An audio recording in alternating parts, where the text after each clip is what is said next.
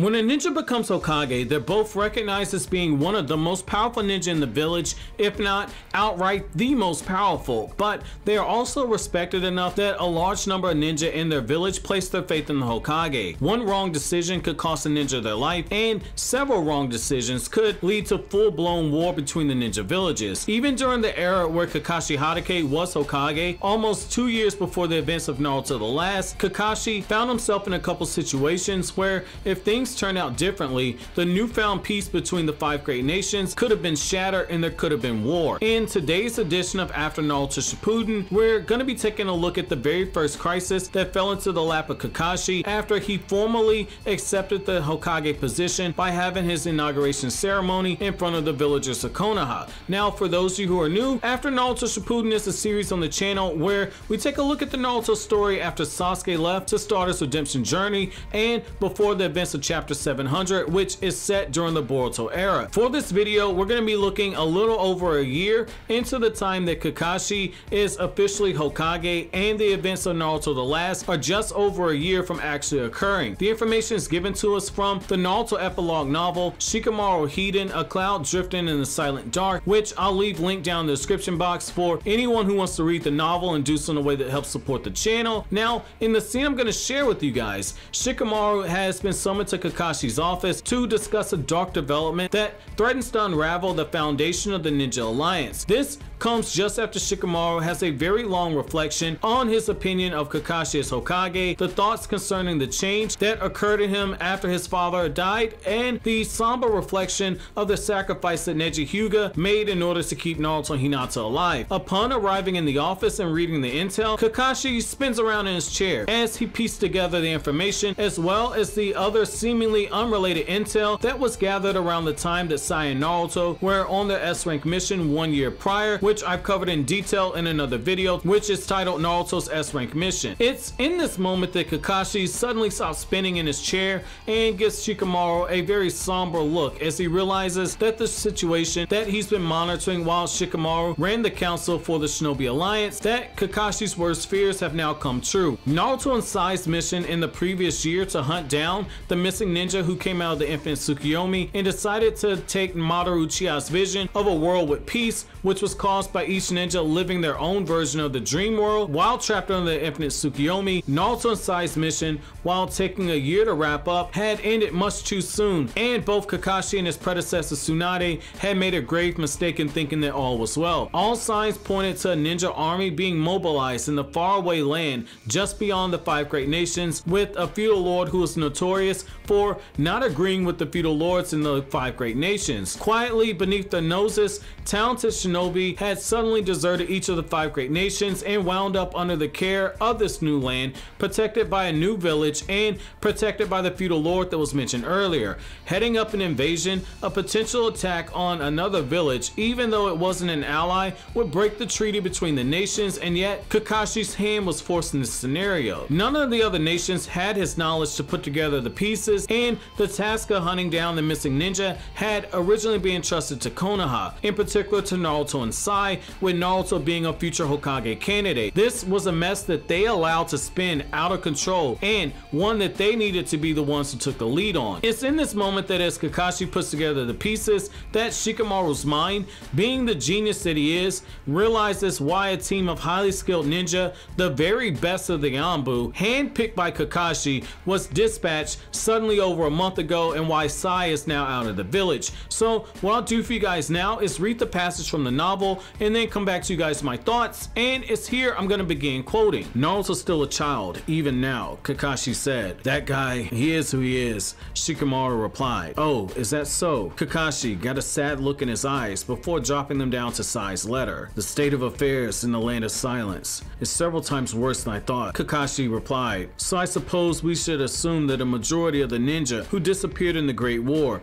and any recent rogue ninja, they're in the land of silence then, Shikamaru asked. this. If Sai's making a declaration like this, then I suppose so, Kakashi said. The land of silence. Kakashi grew quiet. Everything went back to the events from 2 years prior. Many had been sacrificed in the 4th Great Ninja War, brought about by Madara Uchiha and Obito Uchiha, the shinobi of the 5 Great Nations, faced with supernatural powers from beyond the realm of the human world, joined together to stand against them. In the end, Naruto and Sasuke managed to defeat Kaguya, the one controlling Madara from the shadows, and they ended the war. A time of peace had came, and the nations had started dealing with the aftermath of the intense struggle, which was then identifying the dead, and the missing became more of a pressing matter. The battle had been fierce enough to alter the terrain of the continent, so those who were left behind with corpses were absolutely lucky. Given this, many more were identified as missing than were actually dead in the villages. They didn't have somewhere around 10,000 people to account for, but Shikamaru didn't think so. Just as Kakashi noted, there were ninja who had gone missing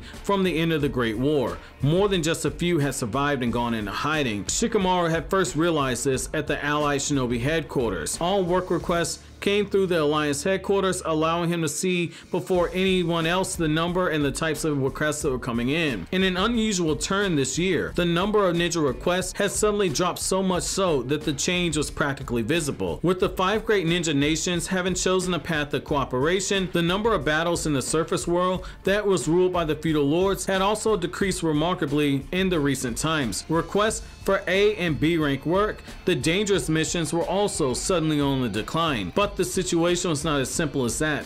The number of D and C rank mission requests had also decreased as well. Shikamaru had heard about this problem promptly, given that he had a seat at the Shinobi Union. But just because the number of requests was declining didn't necessarily mean that there was something specific that they couldn't do about it. As an alliance, they had reached the conclusion that they would watch how things progress for the time being. But a man had appeared to link the issue of the declining requests from another problem after the Great War. Kakashi Hatake, now the acting Hokage, sitting at the desk in front of him. The problem that Kakashi had on his eye, the ninja who had started to go rogue in the 5 Great Nations about a year earlier when Naruto and Sai were on their mission. Once a month, new ninja would desert from each village, all of them young and single men. Desertion was a serious crime. Naturally, the villages had sent out pursuers, but they'd not been able to catch even one of these missing ninja. Maybe it wasn't a good idea to send backup and have Sai investigating this alone this whole time. I should have pulled him in. I should have let him catch his breath before heading back to the land of silence, Kakashi said. End quote. So what I love about this moment right here is that we see just how right Tsunade was in her assessment that Kakashi was the only one who could become the 6th Hokage, and just why she was right in telling Kakashi during the events of the Kakashi Hiden novel that he didn't need the Sharingan or the Lightning Blade in order to be a good Hokage. While Kakashi was far from the most powerful person in the village, years of being Minato's student and years of working in the Anbu had prepared him for this very moment. Despite being in a time of peace, he still had enough sense to monitor even the smallest backwater channels for information, even if the information was written off by people like Shikamaru and the other members who served as representatives who were deemed as future Kage candidates on the Shinobi Union. Kakashi still took even the smallest bit of information and followed up on it. Kakashi suspected that someone might have been amassing a ninja army, and now he knew for certain that it was correct and that it went further than he had thought. This wasn't a village that the Ninja Alliance had accounted for. Instead, this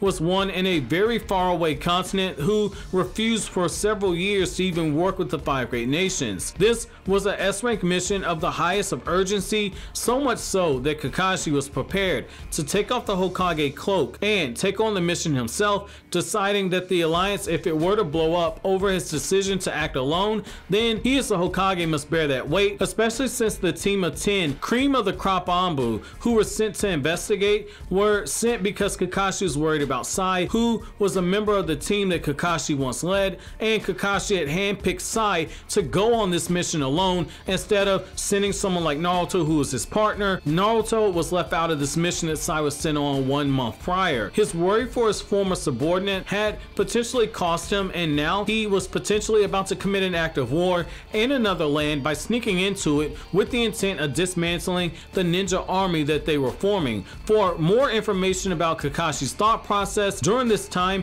I highly recommend checking out a video I have on this channel titled Kakashi Hatake's S-Rank Mission as Hokage that I have in the After Naruto Shippuden playlist. I recommend checking that out. Now, what I also like here is the fact that we see how steeply things have begun to decline. Even though we're well over a decade away from the events of the Boruto movie, we know that the Boruto anime stated that missions weren't on highest demand anymore. As a result, there are fewer ninja in each of these villages. However, Kakashi in his very first year as Hokage had to deal with a sudden drop in mission requests, which was anticipated after the war, but nonetheless, the drop in missions meant way less money for Konoha, which was in the early transition phase into moving into the more tech-savvy version that we see in the Boruto era. On top of that, Kakashi saw a pattern from directly after the war that appeared to be continuing. Immediately after the war, the number of ninja who entered the war and the dead bodies who recovered were off by several 10,000. We're off by over 10,000. And even if you believe that these bodies could have been obliterated by the Ten Tails, people like Kakashi looked at this and realized that something was off. This led to Naruto and Sai hunting down these missing ninja because they saw their own version of peace after being trapped inside the infinite Tsukuyomi, and these ninja decided to side with Madara's line of thinking of a world without winners and losers, and so Naruto and Sai were given the mission to hunt them down. Kakashi had thought that this had ended a year ago when Naruto and Sai completed their mission, but he realized that these ninja were now just being more discreet and vanishing, and they were doing so in mid-mission, or they were doing so after completing a mission. Because of the decreased workload, there wouldn't be any red flags until it was too late, and because they couldn't be tracked. A new nation was gathering ninja, each of whom had a lifetime inside the 5 great nation villages, and they had vital intel on each of the hidden villages. It's something that he should have shared with the other 4 Kage, but Kakashi pridefully kept this information to himself. In closing, I hope you guys can take away from this most is that during Kakashi's time as Hokage, it wasn't all peaches and roses until Naruto The Last started, nor was it any time afterwards. I know some of you guys are familiar with the events of the Land of Silence because of what happened in the Naruto Shippuden anime, but as those of you who have followed me from Kryptonian Saiyan know, there was a lot of context that was cut out of the anime adaptations of the epilogue novels, and in some cases they were outright changed. It's my hope that you guys get more clarification, so the next time you watch this arc, you'll have a better understanding to a lot of the stuff that was alluded to in the anime adaptation but was never expounded upon, because the anime directors are doing what they currently do in Boruto, which is expect fans to have some knowledge of the extended source material, so they pick up on the Easter eggs and on the changes that are made to the story, as well as the stuff that's never expounded on. But that's gonna be it for this installment of After Naruto Shippuden. I'll be sure to come back with another one soon, but as always guys, if you like anything I had to say, don't forget to comment, rate, subscribe, and share. Thank you so much for watching all the way to the end. Have an awesome day, guys.